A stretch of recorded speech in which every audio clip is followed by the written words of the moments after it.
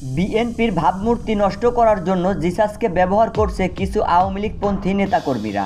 জিয়া সাংস্কৃতিক সংগঠন জিসাসের সাবেক প্রতিষ্ঠাতা সভাপতি মরহুম আবুল হাশেম রানার সহধর্মিণী নাহিদ গুলনার ইভা বর্তমান জিসাস কেন্দ্রীয় কমিটির সভাপতির দায়িত্ব পালন করিতেছে।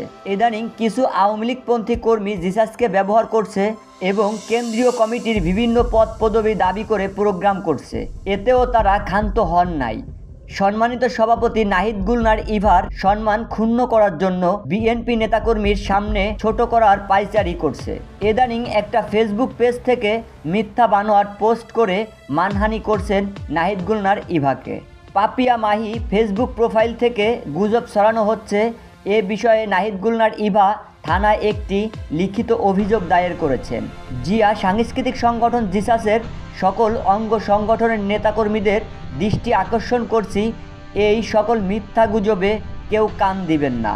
যারা জিয়া সাংস্কৃতিক সংগঠনের নেতৃবৃন্দ দাবি করে অবশ্যই যাচাই বাছাই করে সমর্থন করবেন। আজকের দুর্নীতির একান্ত সাক্ষাৎকারে নাহিদ গুলনার ইভা বলেন, আমি চাই না আমার স্বামী মরহুম আবুল হাশেম রানার নিজ হাতে গড়া এই সংগঠনের কারণে বিএনপির ভাবমূর্তি নষ্ট হোক। আমি চাই বিএনপির সকল সংগঠনের সাথে কাঁধে কাঁধ মিলিয়ে জিসাস দেশ গড়ার ভূমিকায় থাকবে। বাংলাদেশ জিন্দাবাদ।